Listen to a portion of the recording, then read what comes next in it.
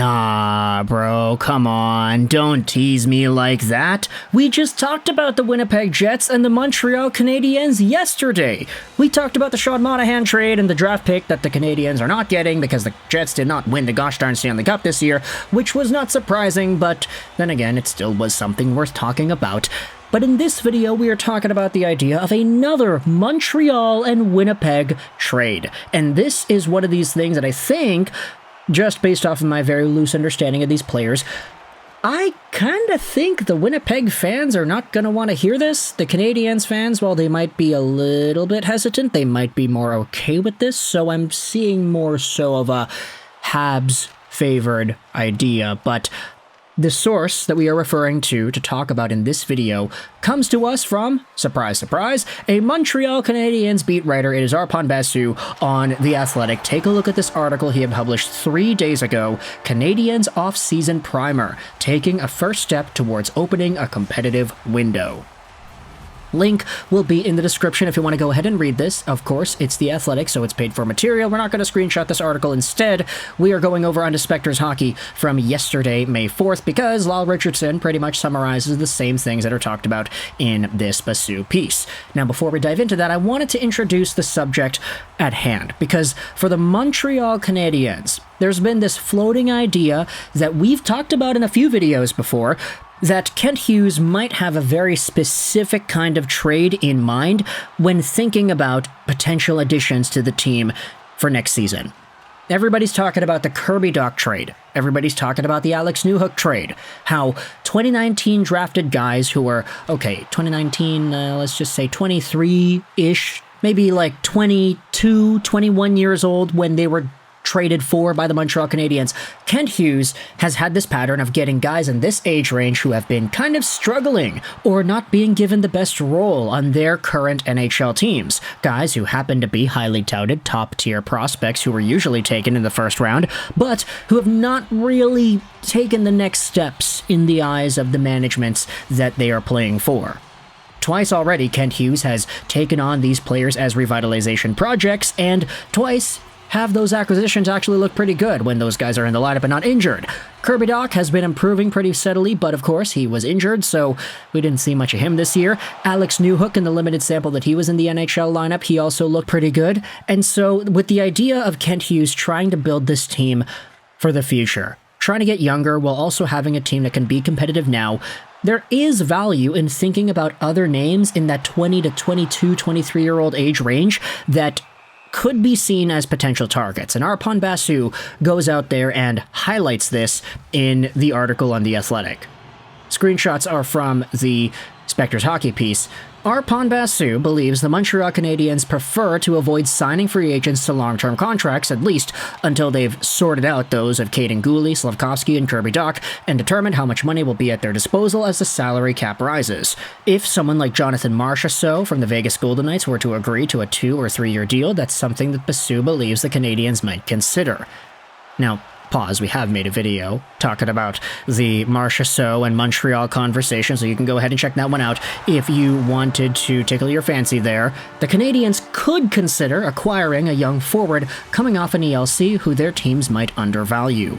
Basu suggested forward Cole Perfetti might be an option if the Winnipeg Jets don't consider him ready to contribute right now. The Jets could use some depth on their blue line, prompting Basu to suggest offering up a first-round pick that the Canadiens got from the Jets for Sean Monahan and or one of their excess NHL-ready defensemen. Now, okay, firstly, would that not be kind of crazy to see the Canadiens just trade away the Sean Monahan first-round pick back to Winnipeg in exchange for Cole Perfetti? It would be like the ultimate lose-lose situation for the Winnipeg Jets because, like, look, Cole Perfetti was a 10th overall pick back in 2020. He's in the age range. He's 22 years old right now, 5'11", 185, left-handed guy. And before we get into the entire scouting report part about it, I mean, 10th overall in 2020 to 28th overall in 2024. What a masterclass in transactions you could accomplish there by making this trade. It seems so backwards that I don't think the Winnipeg Jets would even think about doing this, but There is the idea mentioned of the Canadiens trading away one of their young, cheap NHL-ready defensemen. And to expand on that even more, this same Spectre's Hockey article goes out there and talks about an article published by Marco D'Amico from Montreal Hockey Now. The Canadiens will likely draw on their depth of promising defensemen for trade bait. Marco D'Amico has suggested Logan Mailloux, Adam Engstrom, or Justin Barron as trade options. He didn't rule out the possibility of shopping a veteran like David Savard, who garnered interest at the March trade deadline, though.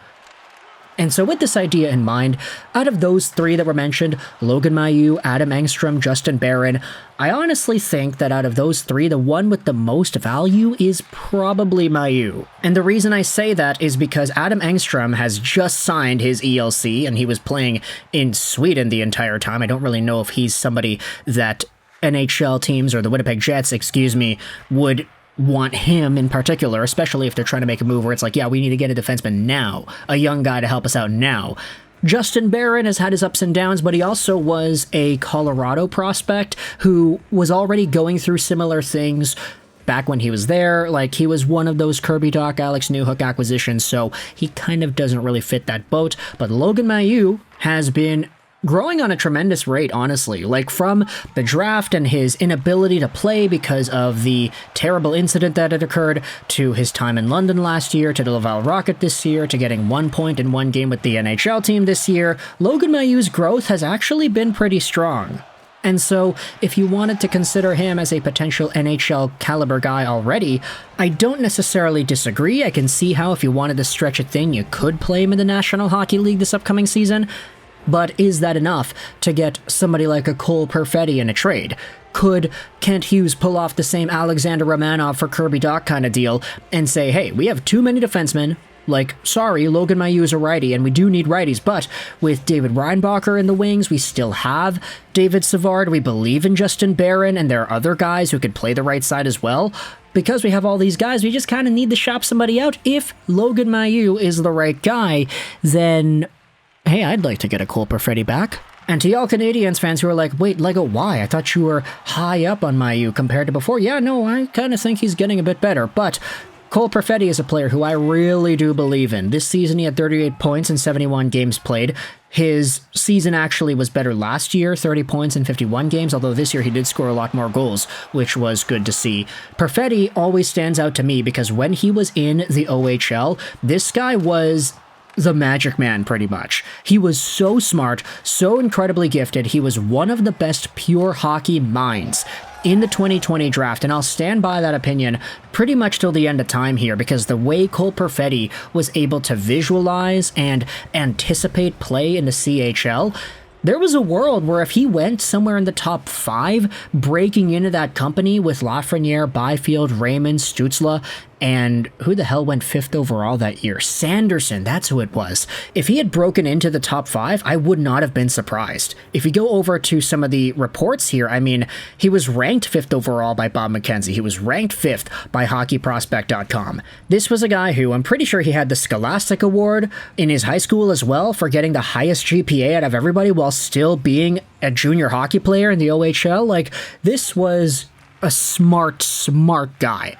And you could tell in the way that he played just how smart he really was. This season with the Jets, he only played one game against Colorado in the playoffs. He had 0 points. So you could make the debate, hey, is Winnipeg using this guy to his full potential? Are they getting the most out of him? And if the answer is no, if there's room for him to get better and grow, then why would there not be some sort of a thought process where Kent Hughes calls up the Jets and says, hey, we can use that guy more than you can. Here's a defenseman like Logan Mailloux, for example, and here's another pick on top of that or something.